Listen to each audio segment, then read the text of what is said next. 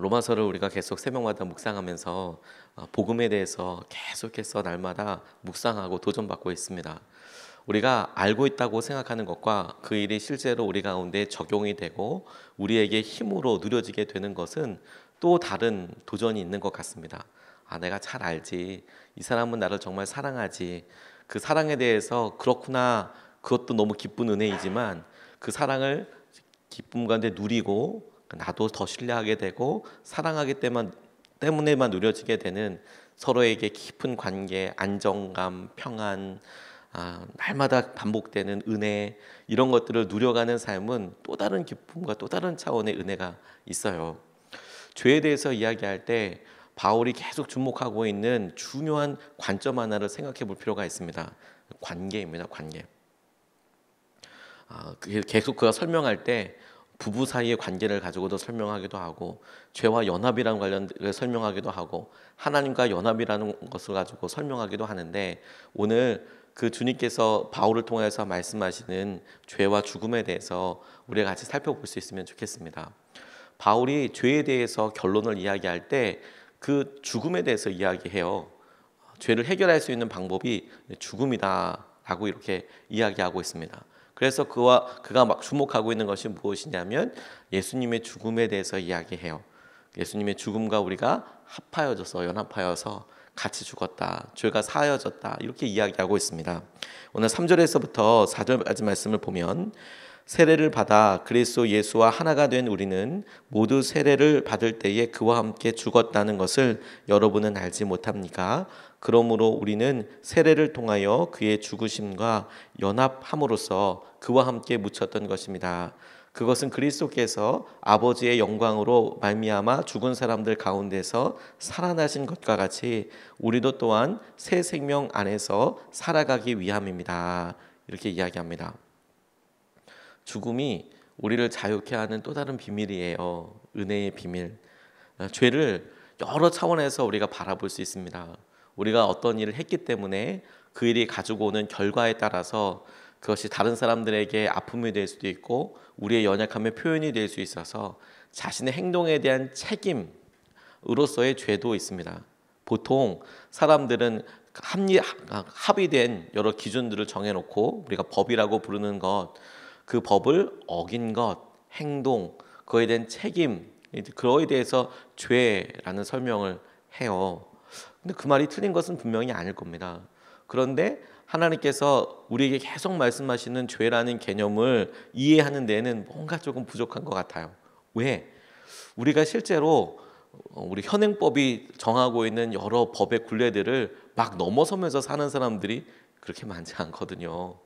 그래서 죄인이다라고 이야기할 때 잘 이해를 못하시는 분들 많은 경우들이 내가 한 행동들을 중심으로 해서 보았을 때 그래요. 뭐 엄청나게 죄를 지으면서 예를 들어서 신호 위반을 했다, 뭐 과속을 했다, 그래서 카메라에 찍혔다, 그게 죽을 죄다라고 이야기한다고 그러면 너무 과하다라는 생각이 들잖아요. 잘했다고 이야기하는 게 아니라 실수였다라는 차원도 있을 수 있겠고, 그러니까 사람들이 얘기했던 어떤 행동에 대한 결과로 이해하면 그 결과에 대한 마땅한 값도 정해져 있어요. 대가, 벌도 정해져 있는 거거든요.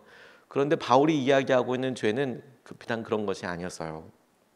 저는 목회자의 자녀로 태어나서 계속 그냥 뭐 교회 안에서 계속 자랐습니다. 그런데 대학을 들어가고 나서 제 삶에 자유라는 것을 경험하게 되었을 때 얼마나 많이 망가졌는지 몰라요. 믿음 생활을 한다고 순전한 믿음이라고 가져왔던 고등학교 때까지 삶이 막상 대학을 확 들어가서 많은 지식, 많은 기회, 자유라고 표현되어 있는 여러 일들 앞에 있으니까 속절없이 무너지더라고요. 그냥 뭐 그런 거에 대해서 살고 보고, 그런데 더 안타까운 것들은 그런 여러 일들이 저는 어렸을 때부터 무조건 그런 거 다 죄라고 생각했던 것들이 대학을 들어가고 이제 미성년자를 지나가고 나니까 죄가 아닌 거 있죠. 적어도 사회적인 통념상으로는 다 친구들도 다 그렇게 하고, 예를 들어서 뭐 수업을 끝나고 나서 뭐 술을 마시러 간다든지 뭘 한다든지 이런 거에 대해서 저는 다 죄라고 생각하고 있었는데 그냥 일상적으로 친구들이 다 하는 그런 일들이더라고요. 죄라고 할 수 있을까? 어떤 일을 한 것에 대한 행동으로 보면 이해되지 않는 기준들이 정말 많았습니다. 그런데 제가 죄인이라고 이 죄를 끊어내기 위해서 아무것도 할 수 없다라고 생각하게 된 것은 저희 아버지 때문이어서요. 저 스스로가 내가 살 길을 구해야 하는구나. 가난한 여러 가정 형편들 보다 보니까 공부해서 그냥 내가 내 갈 길 가는 게 훨씬 낫겠다, 이런 생각을 했었거든요. 열심히 제가 제 삶의 대안들을 준비하기 시작했어요. 유학 준비도 하고 대학원도 들어가고 대학원에서 다시 시험 봐서 외국으로 나가면 되겠다, 그렇게 열심히 공부하고 있을 때 아버지께서 뇌출혈로 쓰러지셨습니다. 갑작스럽게 이런 일을 당하고 나니까 저도 너무 당황스럽기도 하고, 어제까지 건강하셨던 아버지가 오늘 아침에 저를 못 알아보고 그런 일이 바로 눈앞에서 펼쳐지게 되니까 너무 당황스러웠어요. 두렵기도 하고요. 그래 아버님을 막 거의 설득하다 안 돼서 거의 화를 내다시피 해서 병원으로 간신히 모셔갔어요. 병원에 가자고 그러니까 그렇게 화를 많이 내시더라고요. 그게 뇌출혈의 증상 중에 한 가지래요. 자기 감정이 조절이 되지 않는 게. 그냥 병원에 가시자고. 근데 화를 막 내시니까 저도 그거 어떻게, 이거 좀 당장 급해 보이는데 제 이름도 기억을 못 하시는데 병원에 가셔야 될 것 같은데, 저도 어리고 미숙해서 아버지한테 아버지 이러면 119를 불러서라도 가셔야 된다고 막 그렇게 해서 설득하다시피 거의 그래서 병원에 모시고 갔거든요. 큰일 날 뻔했더라고요. 늦었으면 정말 큰일 날 뻔했더라고요. 그날 밤에 막 여러 의사 선생님들도 다 오시고 너무 어려울 경우에는 수술해야 하는데 뇌출혈은 수술하기 어렵거든요. 그리고 뇌출혈이 난 장소 자체가 너무 위험한 곳이기 때문에 일단 열면 그러면 확률이 아주 작은, 아주 위독한 그런 상황이었습니다. 중환자실에서 오래 계셨는데요. 그런데 중환자실에서 부모님, 특별히 아버님 이렇게 뵈면서 제 마음속에 너무 안타까움이 있었어요. 저희 아버지도 저한테 사랑한다고 거의 말씀 안 하셨지만 저도 그 나물에 또 그 밥 아니겠어요. 그렇게 자라왔으니 저도 아버지한테 사랑한다고 별로 이야기하지 않았다는 것을 알았어요. 하나님께 기도하는데 하나님께서 내게 중요한 사람, 소중한 분이었다는 사실을 오랜 동안 잊고 산 것처럼 살았거든요. 저는 저의 바쁜 분주함대로 나아가고 주일에 교회는 나가지만 제 삶에 간절한 기도랄까, 주님 앞에 메어 달릴 거랄 그런 거 없었어요. 그냥 저는 제 일을 열심히 하면 되는 거죠. 그런데 하나님께 아버지 아픈 것을 보고 아버님 살려달라고 이렇게 차마 기도가 나오지 않더라고요. 하나님, 우리 아버지 이렇게 힘들고 어려운데 하나님 살아계시면 살려달라고 이야기하는 게 아니라 맨정신에, 지금 이런 정신 말고 맨정신에 사랑한다고 한 번만 고백할 수 있는 기회를 주십시오. 사랑한다고 딱 한 번만 맨정신에 고백할 수 있게 해주십시오. 그렇게 기도가 나오더라고요. 그렇게 저희 부모님한테 잘못하는 거 없다고 생각하고 꽤 오랜 기간 동안 살았어요. 그냥 제가 자랑스러운 아들이라고만 스스로 생각했었습니다. 실제로 부모님이 어떻게 생각하셨는지, 부모님 얘기해 주시는 것과 속마음이 어떤지는 모르겠지만 대학 들어가자마자 등록금 벌어서 다니고 제 갈 길 제가 다 준비하면서 다니는 것 같고, 미래도 그냥 이렇게 가면 좋을 거다라고 이야기했을 때 그 길이 나쁜 길이 아니었어요. 공부 열심히 해서 유학 가서, 그래서 그 유학 가서 관심 있었던 분야에서 학위를 따고 그걸 가르치는 그런 교수가 되고 그러면 되겠다. 그게 나쁜 삶은 아니잖아요. 오히려 그렇게 기도하고 응답받아서 온 사람한테 축복받았다고 이야기하는 거 아닙니까? 해외 유학 가서 좋은 학교 들어가서 그래서 학위를 받고 돌아와서 사람들이 좋다고 이야기하는 대학교의 교수가 되어 있고, 혹은 어떤 문화활동이나 이런 행동들을 하고 사람들한테 이름을 알리고, 그런 걸 죄라고 생각하지는 않잖아요. 저는 부모님, 특별히 아버지에게 내가 내 돈 알아서 벌어서 살고 내 앞길을 내가 하고, 심지어 알바를 하면서 아르바이트를 하면서 부모님께 용돈 혹은 생활비를 드리고, 그게 뭐야, 오히려 이렇게 하는 것 좋지 않아? 이렇게 생각을 하고 있었는데 아버지 쓰러지시고 그 앞에서 아버지를 꼭 간절히 기도하는데 제 마음에 전혀 다른 문제가 퍽 다가왔어요. 저는 저희 아버지가 저 안 사랑하는 줄 알았는데 아버지가 사경을 헤매시면서 제게 여러 말씀을 걸어오시고 그 말들을 통해서 저희 아버지가 저를 사랑하신다는 것을 알게 됐어요. 너무 단순하죠. 저는 저희 아버지가 저한테 말도 걸어오지 않으시니까 관심 없다고 생각했는데 막 이제 실언들이 허언들이 막 나오시거든요. 뇌출혈이 오니까 막 말을 하시는데 이게 뭐 맥락도 없고 그러는데 뭐 저한테 용돈 주겠다는 뭐 이런 얘기를 막 계시고 하다 보니까 아, 우리 아버지가 나를 정말 많이 사랑하시는구나. 제 중환자실에서 그거 알았어요. 그런데요, 아버지가 나를 사랑하신다는 것을 알고 나니까, 깨닫고 나니까 저는 아버지한테, 부모님한테 잘못한 게 하나도 없다고 생각했다니까요. 그런데 아버지가 나를 사랑하신다는 것 앞에 서고 나니까 제가 아버지한테 했던 모든 행동들이 정말 나쁘다는 것을 알게 됐어요. 죄라는 것을 알게 됐어요. 아, 이거 잘못한 거였구나. 내가 교만한 거였구나. 내가 아버지한테 아버지의 가난함에 대해서, 그리고 아버지의 어떤 행동들에 대해서, 교회에 대해서, 재정에 대해서 그렇게 말을 한 것이 아버지에게 큰 아픔이었겠구나. 뿐만 아니라 아, 그게 너무 힘든 일이었겠구나. 그리고 누군가가 이런 상황을 잘 아는 사람이 있어서 내가 우리 부모님에게 했던 그런 말과 행동들 때문에 넌 죽어야 된다라고 이야기한다면 난 정말 죽을 만한 사람이구나, 이렇게 인정이 되더라고요. 부모님 사이에서 있었던 여러 일들이 뭐 엄청 험한 일이 있었던 게 아닙니다. 그런데 사랑 앞에 서 보니까 제가 했던 행동들의 무게감이 달라지더라고요. 하나님께서 우리에게 죄에 대해서 이야기하실 때에 그 죄가 이스라엘 백성들이 우상 숭배를 하고 그들이 했던 여러 일들, 그 행동들에 대한 대가로만 말씀하시는 것이 아니에요. 그런 책임도 분명히 있습니다만 더 중요한 것은 무엇이냐면 이스라엘을 선택하시고 이스라엘을 사랑하시고 그를 붙잡고 계시는 하나님이 사랑하고 계신다는 거예요. 그 사랑하시는 하나님 앞에 서게 되면, 그 사랑 앞에 서게 되면 우리 가운데 있는 마음이 다 드러나게 되는 거예요. 그래서 관계라고 이야기하는 거예요.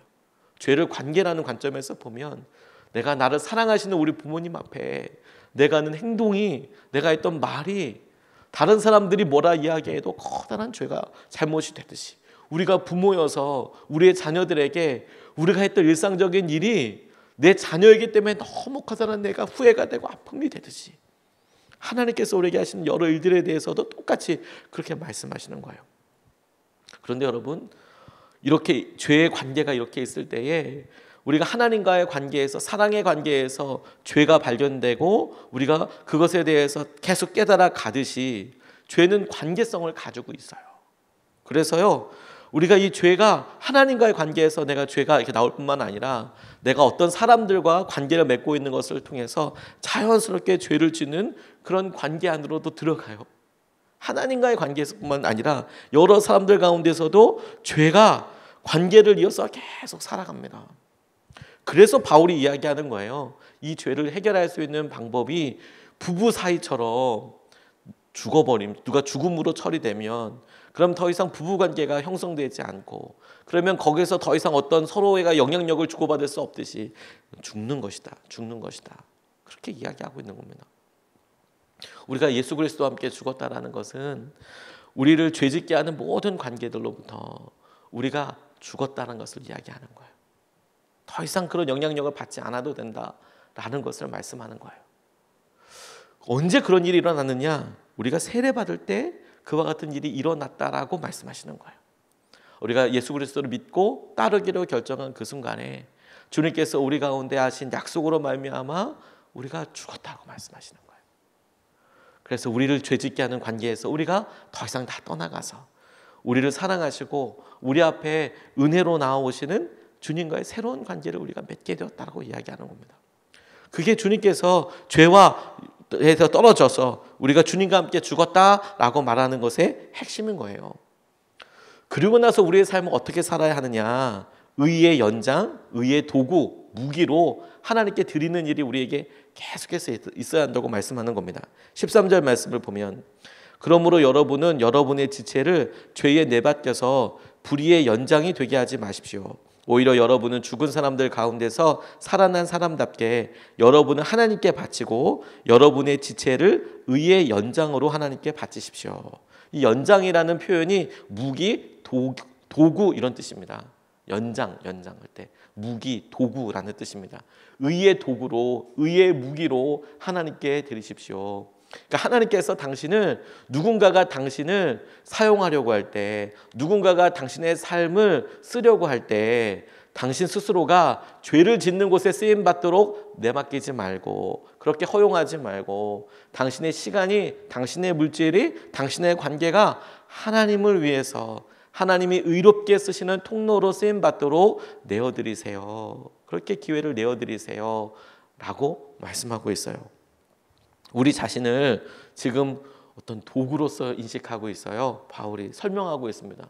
도구로서, 연장으로서 설명하면서, 그래, 우리 자신을 24시간을, 아니 우리의 한 번뿐인 삶을 누군가가 쓴다고 할 때, 우리가 선택할 수 있다고 할 때 이것을 적극적으로 하나님께서 쓰실 수 있도록 내 시간을 내어드려야 되겠다. 의의 도구로 쓰임받을 수 있도록 그렇게 해야겠다. 그리고 이게 죄와 싸우는 방법이에요. 우리를 끊임없이 이렇게 쓰시도록 죄와 싸우는 방법이기도 합니다. 우리 안에 무언가를 이렇게 우리 마음의 평안을 유지할 때 두 가지 방법을 보통 사람들이 써요.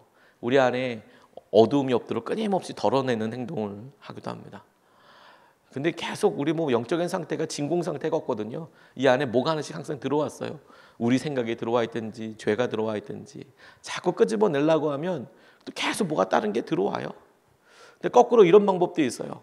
우리 안에 뭔가를 하나 넣어 놓는 거예요. 그러면 다른 게 들어올 수 없어요. 컵 안에 물이 있으면 다른 거 들어올 수 없듯이 우리의 마음 안에 무언가를 채워넣어요.